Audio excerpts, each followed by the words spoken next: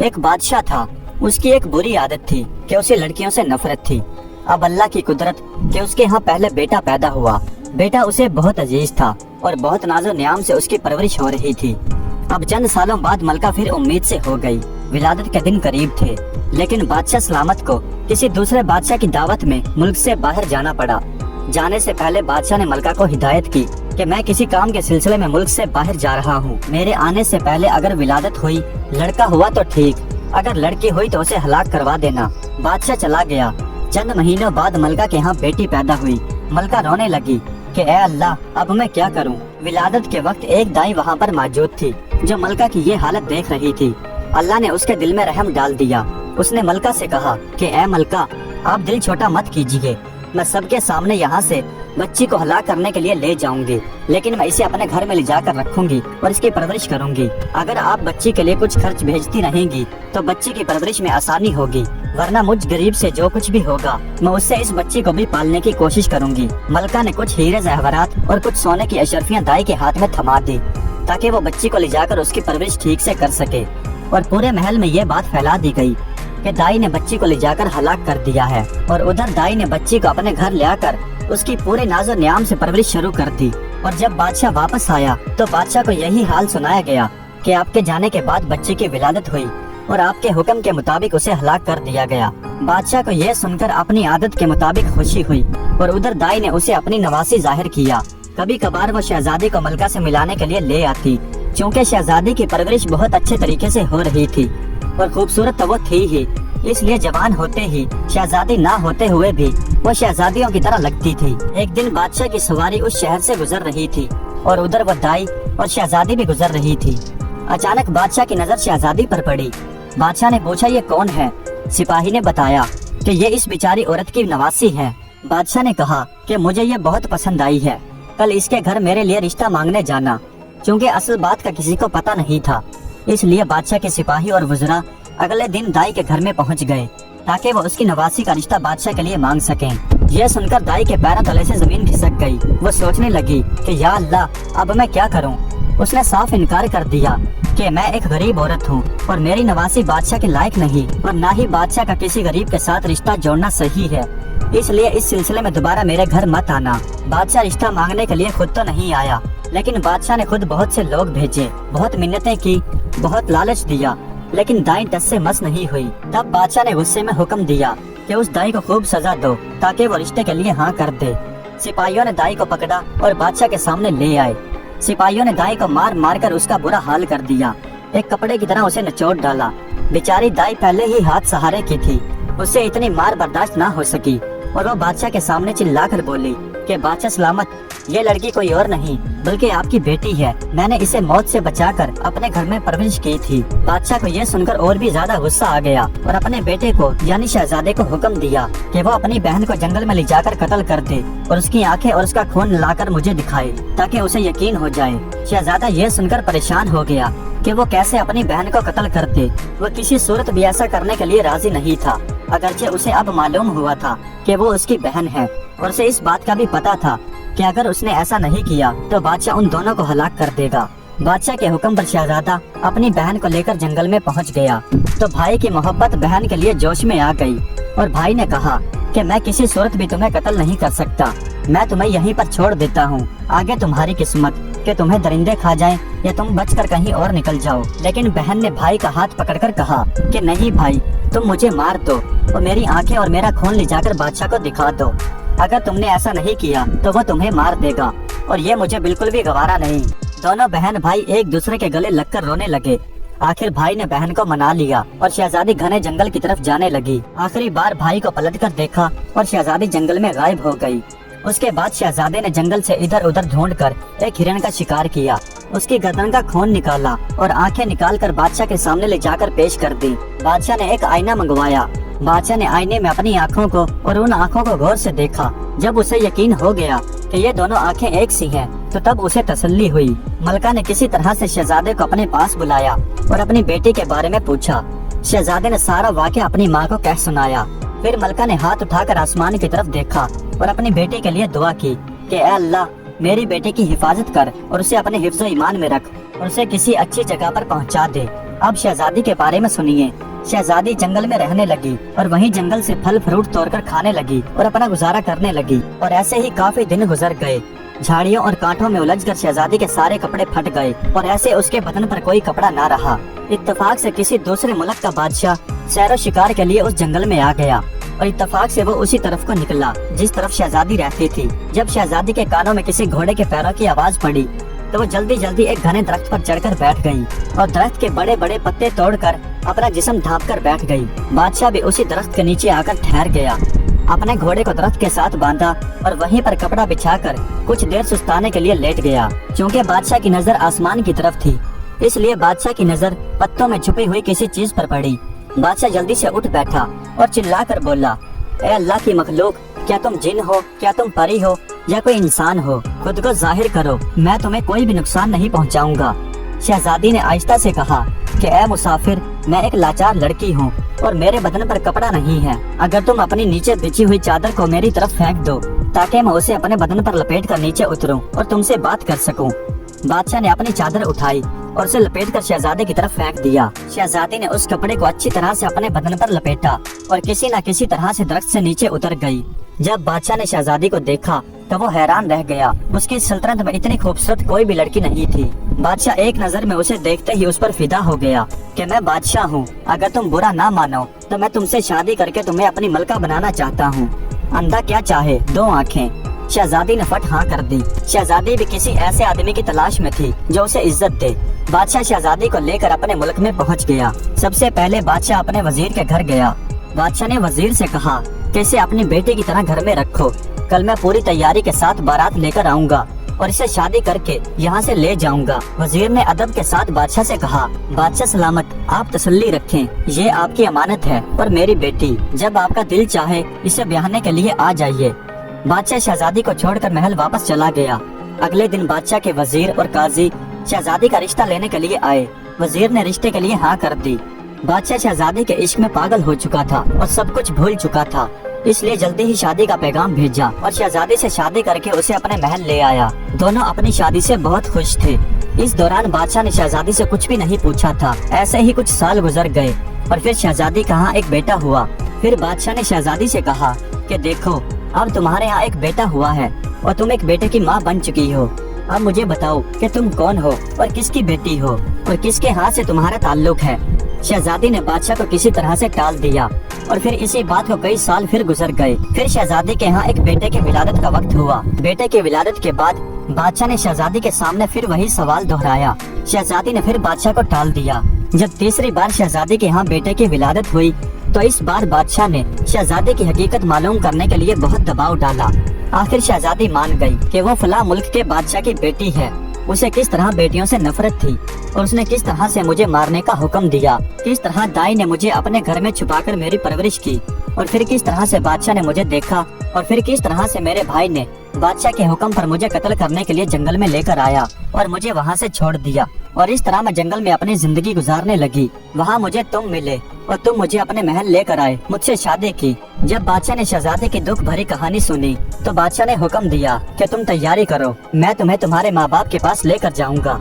शहजादी ने बादशाह की बहुत मिन्नत समाजत की कि मुझे मेरे जालिम बाप के पास मत लेकर जाओ, लेकिन बादशाह किसी तरह भी नहीं माना। फिर आखिरकार शहजादी मजबूर होकर अपने माँ बाप के घर जाने के लिए तैयार हो गई। बादशाह ने एक बहुत बड़े लश्कर के साथ अपने तीनों बेटों के साथ शहजादी को भेजा और खुद महल के कामों के लिए वहाँ पर रुक गया। बादशाह ने अपने खास वजीरों को भी साथ भेज दिया और कहा कि तुम मलका को लेकर सफर पर निकल जाओ, मैं दूसरी या तीसरी मंजिल पर आकर तुमसे जरूर मिल जाऊंगा।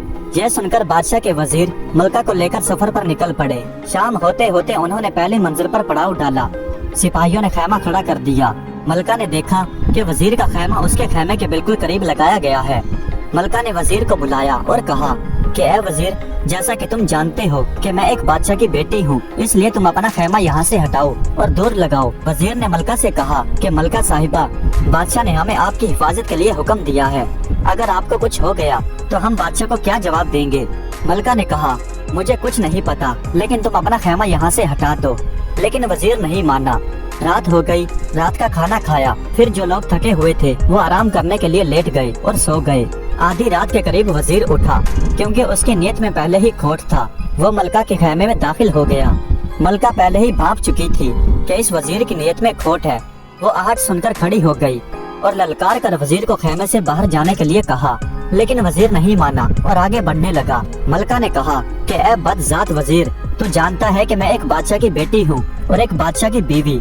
ना मैंने बुराई की है और ना मैंने किसी का बुरा चाहा है, इसलिए तू मुझे सबके सामने बदनाम न कर। लेकिन वो बेगैरत वजीर नहीं माना और उसके करीब जाने लगा तो मलका ने अपने बड़े बेटे को उसके सामने कर दिया और कहा कि तुम्हें अल्लाह का वास्ता, तुम इस तरह मत करो।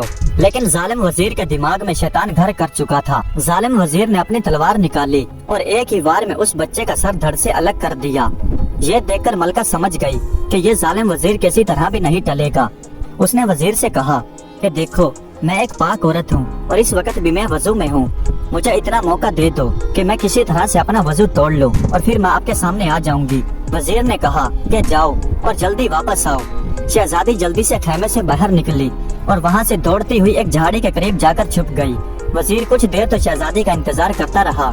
जब शहजादी नहीं आई तो वो उसे ढूंढने के लिए निकल गया। उसने दूर दूर तक शहजादी को तलाश किया लेकिन नाकाम रहा। सुबह होने वाली थी तो फिर शहजादी के खेमे में घुस गया। बच्चे की लाश को कहीं दूर ले जाकर दफन कर दिया और फिर वापस आकर अपने खेमे में लेट गया। सुबह होते ही शहजादी अपने खेमे में दाखिल हो गई। अपने उस मरे हुए बेटे की लाश को ना पाकर बहुत रोई। लश्कर फिर रवाना हुआ और चलते चलते वह दूसरी मंजिल पर जाकर ठहरे। सिपाहियों ने शहजादी का खेमा लगाना शुरू किया।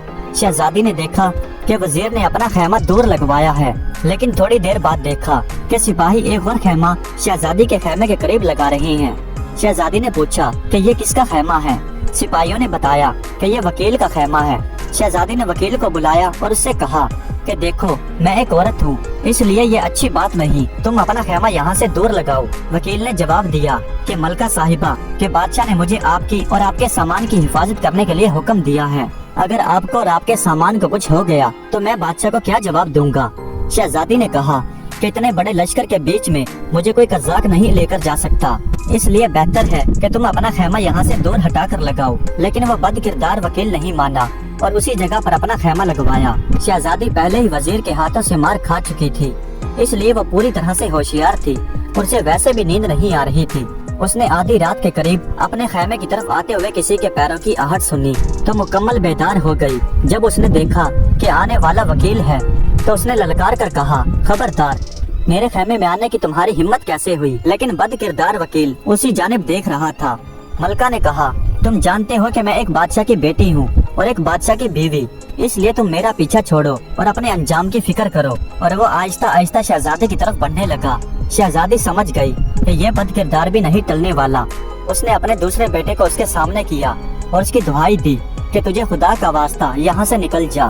लेकिन जालिम वकील ने भी अपनी तलवार निकाली और एक ही वार में उस बच्चे के सर को अलग कर दिया। जब शहजादी ने देखा कि ये जालिम भी अपनी हरकत से नहीं टलने वाला तो शहजादी ने कहा कि मैं पाक साफ औरत हूँ, मुझे एक मौका दो ताकि मैं किसी तरह से नापाक हो जाऊँ, फिर जो तुम्हारा दिल करे तुम कर लेना।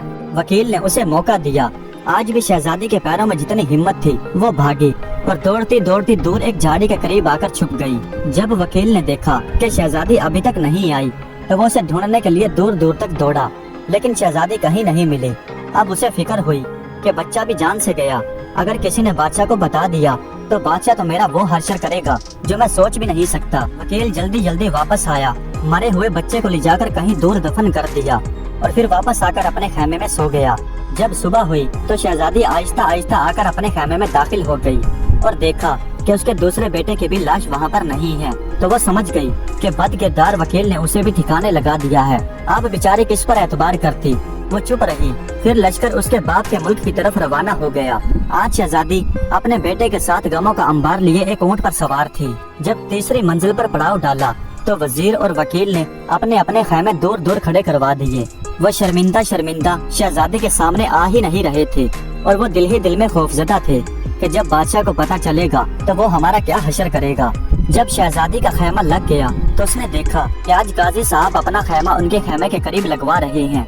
शहजादी ने उसे भी टालने की बहुत कोशिश की, लेकिन वो भी नहीं माना।